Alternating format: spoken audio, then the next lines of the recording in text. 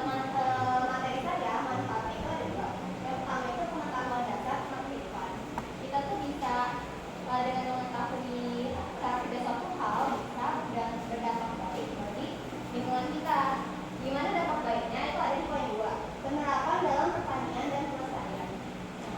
Dengan mengetahui cara kerja dari suatu hal itu kita bisa memaksimalkan hasil panen yang kita dapat dan juga kita dapat lebih bijak memanfaatkan sumber daya alam agar tetap lestari.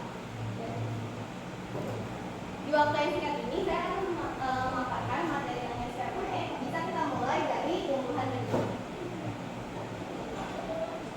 Tumbuhan bergigi ini adalah tumbuhan yang menggunakan gigi sebagai alat pembangkitan untuk reproduksinya.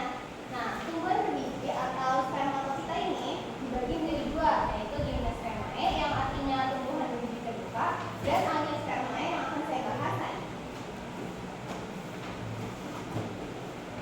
Angiospermae ini adalah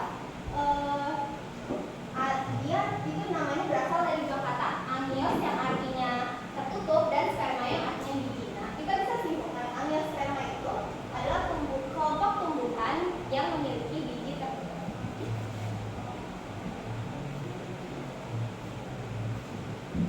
Untuk reproduksinya, angiosperma ini ada dua. Yang pertama generatif atau seksual dan yang kedua adalah vegetatif atau aseksual. Kita pertama bahas yang generatif. Reproduksi angiosperma secara generatif itu dia perkembangbiakan dengan menggunakan penyerbukan dan pembuahan. Nah, perkembangbiakan ini menggunakan alat atau organ yang terdapat di bunga, yaitu serbuk sari dan kepala mereka. Untuk reproduksi secara yang kedua itu adalah reproduksi vegetatif atau aseksual. Nah, reproduksi itu berkembangbiak tanpa melalui pembuahan atau penyerbukan itu.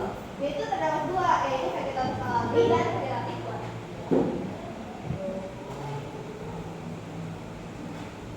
Di vegetatif alami ini ada tumbuhan yang berkembang secara vegetatif, tapi tanpa ada campur tangan manusia.